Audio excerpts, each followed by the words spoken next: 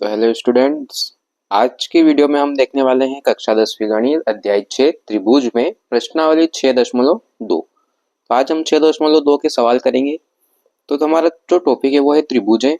तो हमें 6.2 को जब सोल्व करेंगे तो उसके पहले हमें एक छोटी सी जानकारी जान लेना बहुत ही आवश्यक है। तो देखिए, हम एक प्रमेय के बारे में थोड़ा सा देख लेते हैं जिसे कहते हैं थेल्स प्रमेय, या इसको आधारभूत अनुपातिकता प्रमेय भी कहा जाता है। कि ये जो प्रमेय होती है उसके अनुसार यदि किसी त्रिभुज की एक भुजा के समांतर अन्य दो भुजाओं को भिन्न भिन्न बिंदुओं पर प्रतिच्छेद करने के लिए एक रेखा खींची जाए तो ये अन्य दो भुजाएं एक ही अनुपात में विभाजित हो जाती है। तो ये था थेल्स प्रमेय का कथन, जो कि 2 नंबर में आता भी है। तो ये जैसे मान लो हमने एक त्रिभुज बना दिया, इसको हम नाम दे देते हैं ए, बी और सी। अब इसमें दो बिंदु है जो ए बी और ए सी को ई और एफ पे प्रतिच्छेद करते हैं। तो ये जो दो भुजाएं हैं ए बी और ए सी, इस पे दो बिंदु है ई और एफ। तो यहाँ पे ई एफ समांतर बीसी हो जाएगा, ये एफ समांतर बीसी, या फिर हम लिख सकते हैं कि बीसी समांतर ई एफ, ये दोनों समांतर होगी। अब ये जो भुजाएं हैं ए ई और ई बी और इधर एफ ए एफ और एफ सी, ये इनका अनुपात समान अनुपात रहेगा। तो ये था हमारा थेल्स प्रमेय। इसका प्रयोग हम प्रश्नावली 6.2 में करेंगे। तो देखेंगे प्रश्न क्रमांक 1 है कि आकृति 6.17 और यानी कि ये एक आकृति और ये दूसरी आकृति, इसमें डीई समांतर बीसी है। तो पहले हमें इसमें ईसी का मान ज्ञात करना है और दूसरे में हमें एडी का मान ज्ञात करना है। तो चलिए हम पहले आकृति 1 वाली सोल्व करते हैं। तो देखिए, ये आकृति दी हुई है। तो मैंने आपको अभी बताया था आधारभूत अनुपातिकता प्रमेय भी कहते हैं थेल्स प्रमेय को।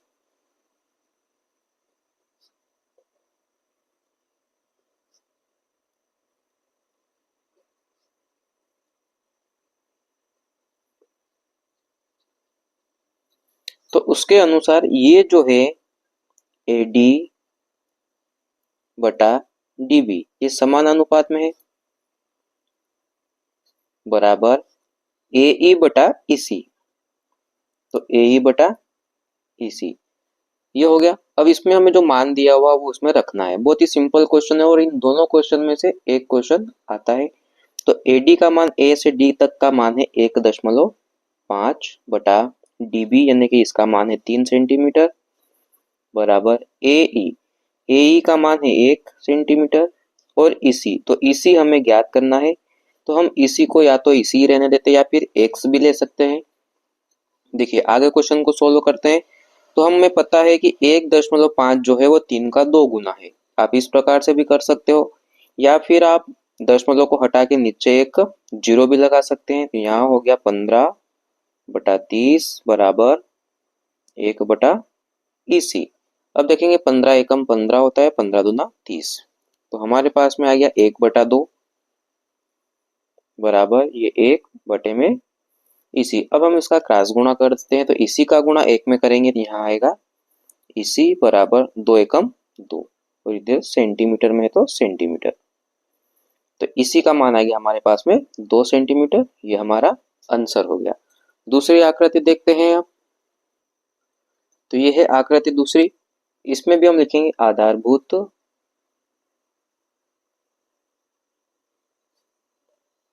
अनुपातिकता प्रमेय से 2 नंबर का क्वेश्चन आता है ये। तो इसमें भी हम पहले उसी क्रम में लिखेंगे एडी बटा डीबी। तो एडी बटा डीबी बराबर एई बटा ईसी। तो एई बटा ईसी।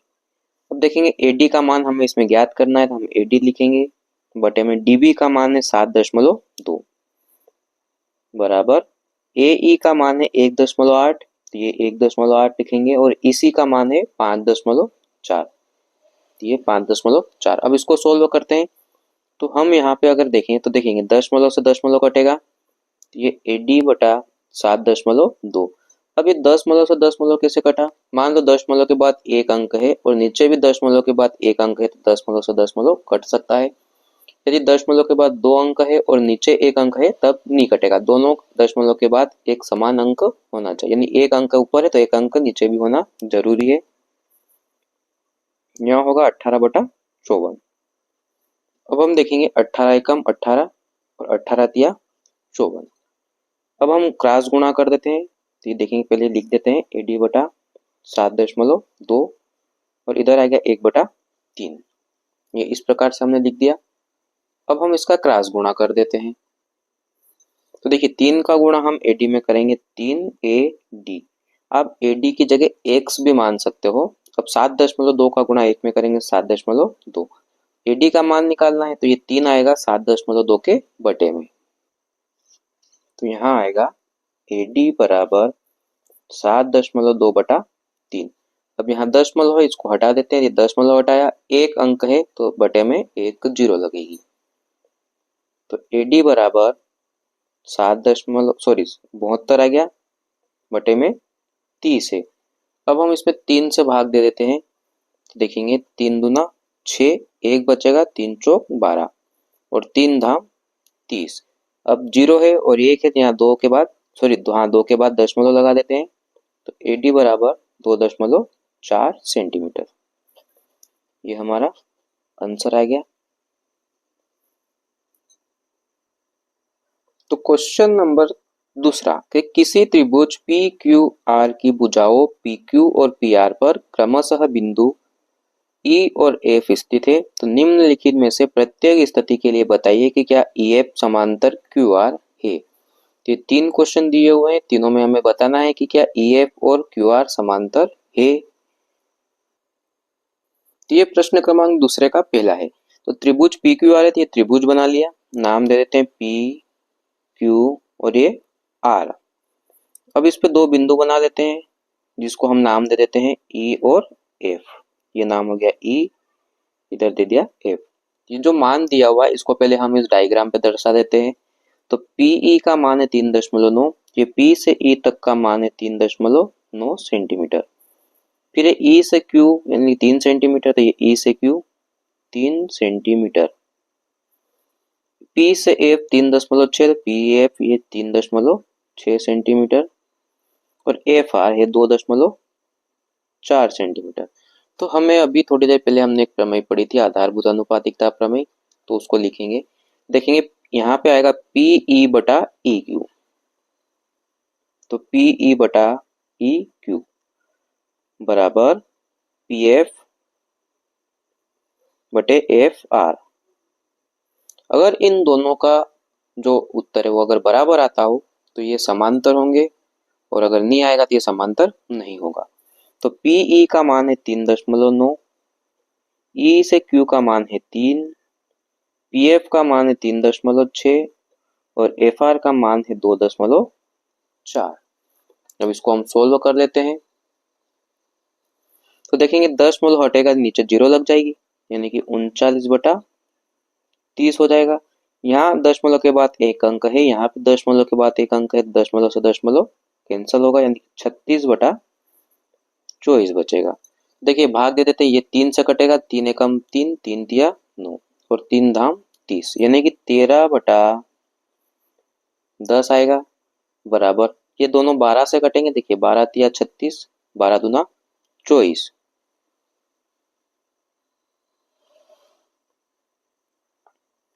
तो ये 3/2 और इसको हम काटने की कोशिश करते हैं, तो 13/10 है, तो यहाँ से हम दशमलव लगा सकते हैं, यानी कि 1.3 होगा। जैसे 10 से भी भाग दोगे, 10 एकम 10, दशमलव भाग में जाएगा, फिर 10 तिया 30, 2 से भाग देंगे 2 एकम 2, फिर एक शेषफल बचा, भाग में जाएगा दशमलव और 2 पंजे 10। इस प्रकार से हो गया। अब ये दोनों जो है ये बराबर नहीं है, तो हम यहाँ इसको बराबर नहीं करेंगे। तो हमारा क्वेश्चन जो था वो है कि क्या EF और QR समांतर है। तो यहाँ पे ये दोनों समांतर नहीं है, क्योंकि इधर 1.3 बराबर नहीं 1.5 आएगा। तो हम लिखेंगे EF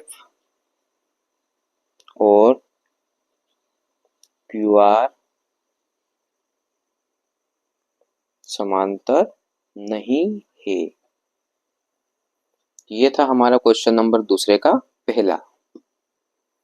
तो ये है हमारा दूसरा क्वेश्चन, पीई बराबर 4 सेंटीमीटर, क्यूई बराबर 4.5 सेंटीमीटर, पीएफ बराबर 8 सेंटीमीटर और आरएफ बराबर 9 सेंटीमीटर। तो चलिए क्वेश्चन को हल करते हैं। दिया है, तो यहाँ पे हम पहले एक त्रिभुज बनाते हैं। आप थोड़ा सा इसको स्केल से व्यवस्थित बनाइए। ये त्रिभुज नाम दे दिया पी क्यू आर। दो बिंदु लेना है जिसके नाम है ई और एफ। तो पीई बराबर 4, तो ये पीई बराबर 4 सेंटीमीटर, क्यूई बराबर 4.5 सेंटीमीटर, पीएफ बराबर 8 और आरएफ यानी एफआर बराबर 9 सेंटीमीटर। अब हमें नाम इसी प्रकार लिखना है जैसे यहाँ हमें ऊपर उनके मान दिए हो। तो देखेंगे पीई बटा ई क्यू है, तो ई क्यू यहाँ उल्टा कर दिया क्यूई, तो हम यहाँ भी क्यूई लिख देंगे। इधर है पीएफ बटा एफ आर, तो यहाँ आर एफ दिया है तो हम भी आर एफ लिख देते हैं ताकि हमको मान रखने में आसानी हो। तो देखेंगे पीई का मान है 4, क्यूई का मान है 4.5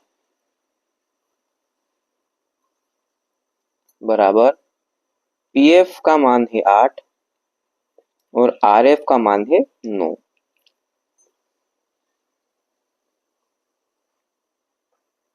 तो सोल्व करेंगे तो देखेंगे इधर 8/9 है, ये तो कैंसिल होगा नहीं। अब ऊपर 4 है, नीचे दशमलव है, तो हम इसको दशमलव लगाते हैं तो एक जीरो ऊपर लगा देते हैं। तो हमारे पास में हो जाएगा 40/45 बराबर 8/9। तो ये 5 से कैंसिल होगा, 5 8 40, 5 9 45। तो 8/9 आ गया बराबर 8/9। ये दोनों बराबर है, तो इसलिए EF और QR समांतर होंगे। यहाँ लिखेंगे हम, अतः EF समांतर QR है। ये दूसरा क्वेश्चन हो गया, दूसरे का दूसरा। अब तीसरा क्वेश्चन जो है उसको सोल्व करेंगे हम यहाँ देखेंगे ये हमें मान दिए हुए हैं, तो पहले हम इसके डायग्राम को में इसमें दर्शा देंगे। तो दिया है, त्रिभुज बनाते हैं पहले हम, नाम दे देंगे P Q R और दो बिंदु है E और F। तो PQ बराबर 1.28, यहाँ पे PQ पूरा दिया हुआ है यानी 1.28 दिया हुआ है PQ का मान। तो पहले हम इसके मान को रख देते हैं। तो PQ यानी P से Q तक का मान यानी यहाँ से यहाँ तक का मान है 1.28 सेंटीमीटर।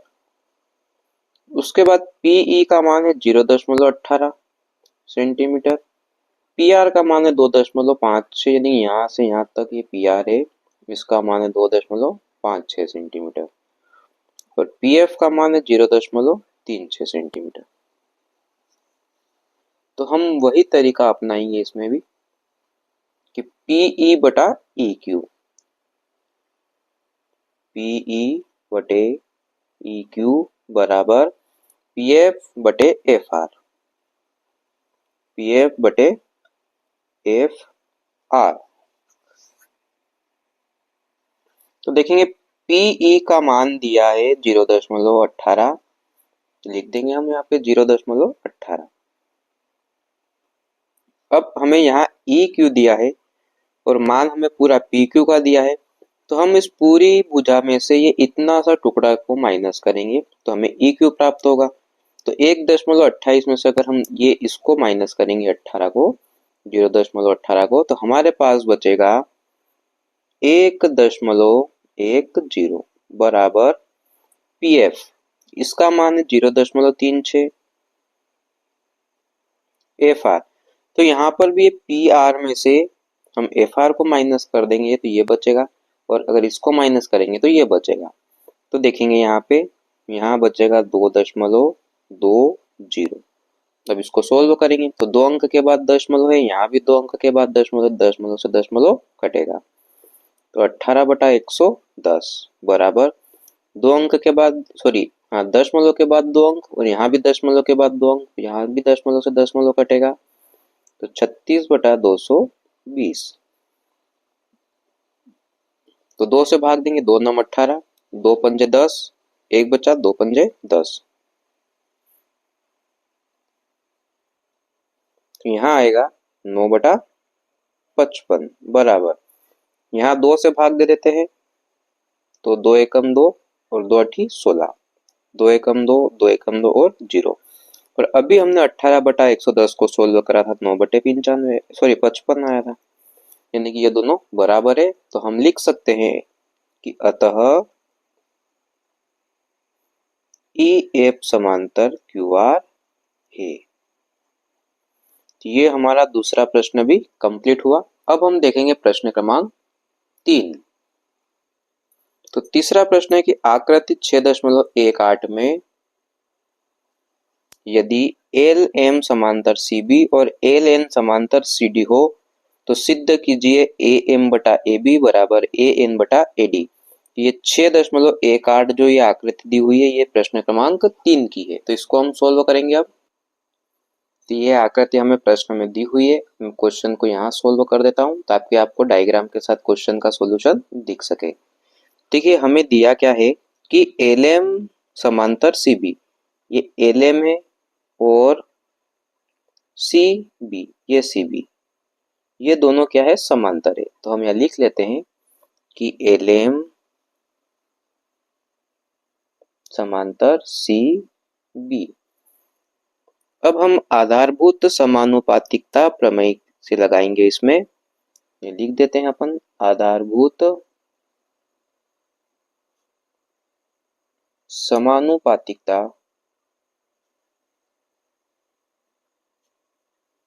प्रमेय।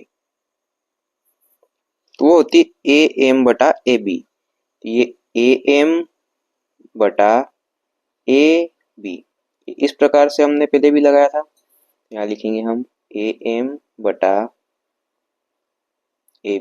बराबर AL/AC, ये AL/AC। इसको हम नाम दे देते हैं समीकरण नंबर 1। अब हमें दूसरा दिया था कि LN समांतर CD भी है, तो LN समांतर CD, तो हम यहाँ भी यही प्रमेय लगाएंगे आधारभूत समानुपातिकता प्रमेय। तो इसमें क्या होगा कि AN/AD, तो यहाँ लिखेंगे AN/AD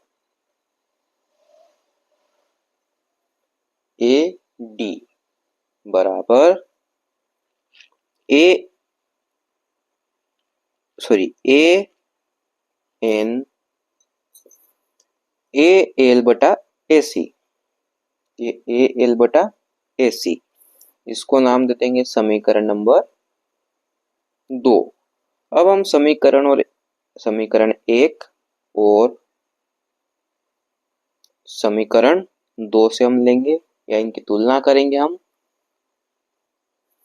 तो इसकी तुलना करेंगे, देखेंगे AL/AC यहाँ भी है, AL/AC यहाँ भी है, तो इन दोनों को हम बराबर ले लेते हैं। तो AM/AB बराबर AN/AD, और यही हमें सिद्ध करना था। तो हम यहाँ लिख सकते हैं इति सिद्धम।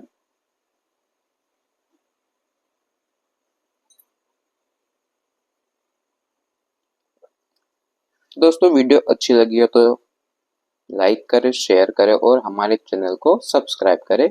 धन्यवाद।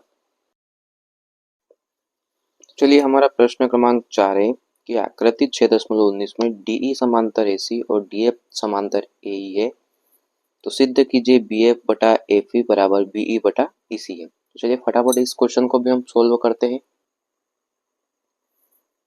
तो हम देखेंगे ये हमारा डायग्राम बना हुआ है। तो अब हम इसको सोल्व करते हैं। तो देखेंगे यहाँ पे क्या था कि त्रिभुज ABC में DE समांतर AC, ये त्रिभुज है ABC, इसमें DE समांतर AC, यानी DE के समांतर AC है और DF के समांतर AE है ये। तो इसको हम अब सोल्व करते हैं। तो हम यहाँ लिख देते हैं कि त्रिभुज ABC में DE समांतर AC, तो यहाँ पर भी आधारभूत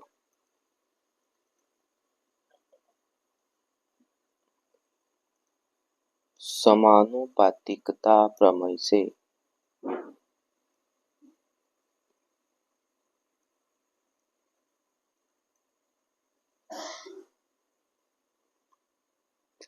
तो BD बटा DA, ये BD बटा DA,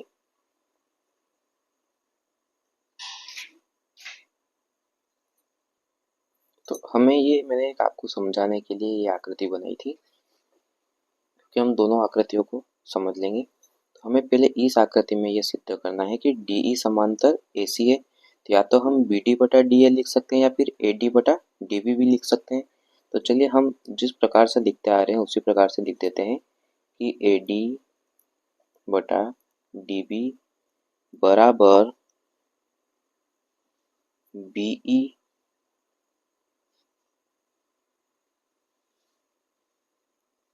बटा EC।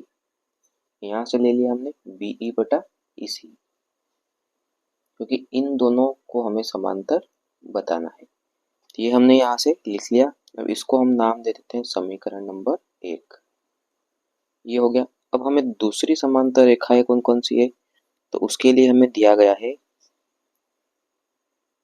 इसी प्रकार त्रिभुज ABC में। अब इसमें हमें दूसरे में सिद्ध करना था कि DF समांतर AE, DF समांतर AE। इसकी भी मैं आपको एक अलग से आकृति बता देता हूँ।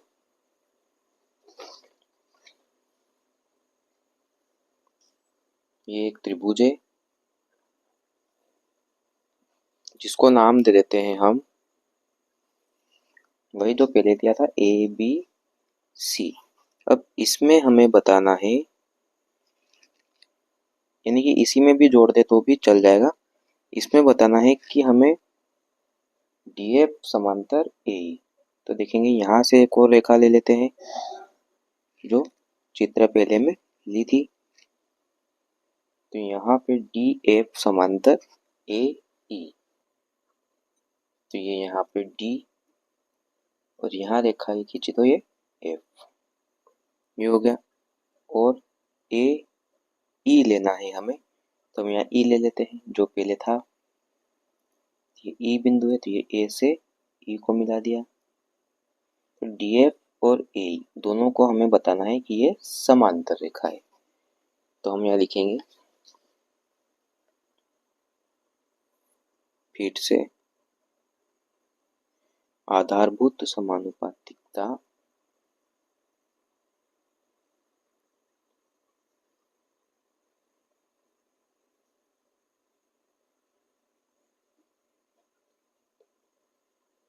प्रमेय से। तो हम यहाँ लिखेंगे अब फिर से वही AD बटा DB, AD बटा DB बराबर BF बटा BF, ये BF बटे FE। ये इसको नाम दे देते हैं समीकरण नंबर 2। अब हम समीकरण और 1 और 2 की तुलना कर देते हैं। तो समीकरण 1 और 2 से देखेंगे यहाँ AD बटा DB, यहाँ भी AD बटा DB यहाँ भी है, तो इन दोनों की तुलना करेंगे तो यहाँ आएगा BE बटा EC बराबर BF बटा FE। ये आ गया हमारे पास में। तो हमारे जो सिद्ध करना है उनको आगे पीछे दे रखा है, तो हम इसको जमा देते हैं। BF बटा FE को आगे लिख दिया और BE बटा इसी को हम पीछे लिख देते हैं। ये हमारा सिद्ध हो गया क्वेश्चन नंबर 4। नेक्स्ट क्वेश्चन है इसके बाद में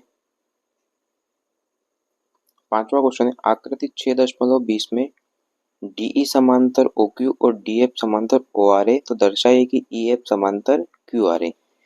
तो ये आकृति 6.20, तो ये क्वेश्चन आपके लिए मैं होमवर्क में देता हूँ, आप इसको कीजिए। अगला क्वेश्चन है 6 नंबर का, यानी कि प्रश्न क्रमांक 6 है। आकृति 6.21 में क्रमशः OP, OQ और OR पर स्थित बिंदु A, B और C इस प्रकार है कि AB समांतर PQ और AC समांतर PR है, तो दर्शाइए कि BC समांतर QR है। ये हमें सोल्व करना है। तो दिया है त्रिभुज PQR में AB समांतर PQ, तो आधारभूत समानुपातिकता प्रमेय से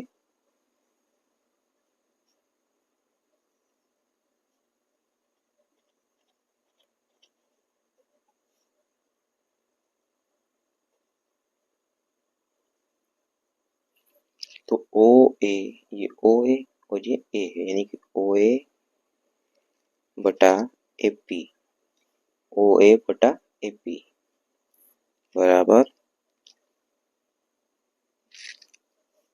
OB बटा BQ।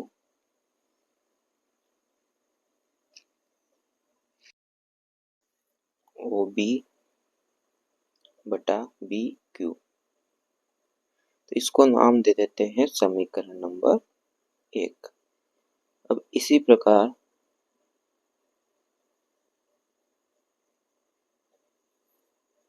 त्रिभुज PQR में फिर से हम पुनः देखेंगे। PQR में AC समांतर PR, तो इसमें भी आधारभूत समानुपातिकता प्रमेय लगाएंगे। तो इसमें OA बटा AP,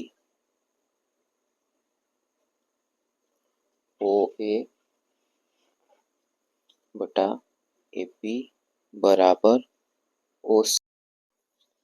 OC बटा CR, इसको दे देते हैं समीकरण नंबर 2। अब वही तरीका हमारा कि समीकरण 1 और 2 से समीकरण 1 और 2 से देखिए OA बटा AP और OA बटा AP ये दोनों बराबर है, तो इनको यहाँ लिखेंगे OB बटा BQ बराबर OC बटा CR। अब हम त्रिभुज OQR में देखेंगे।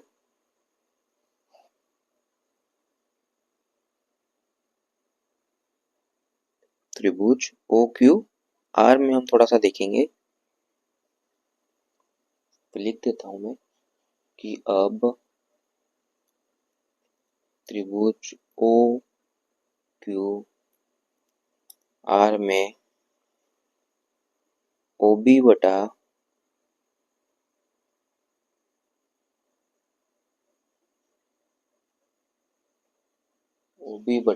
OQ बराबर OC बटा CR, सॉरी यहाँ O आएगा,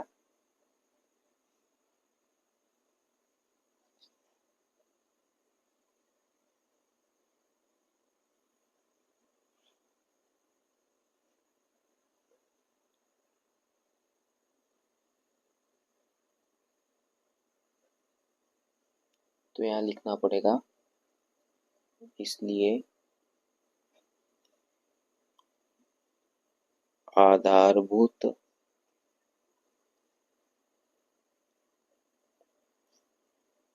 समानुपातिकता प्रमेय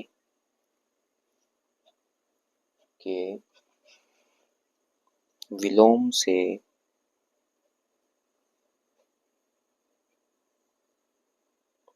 BC समांतर QR। ये था हमारा क्वेश्चन नंबर 6।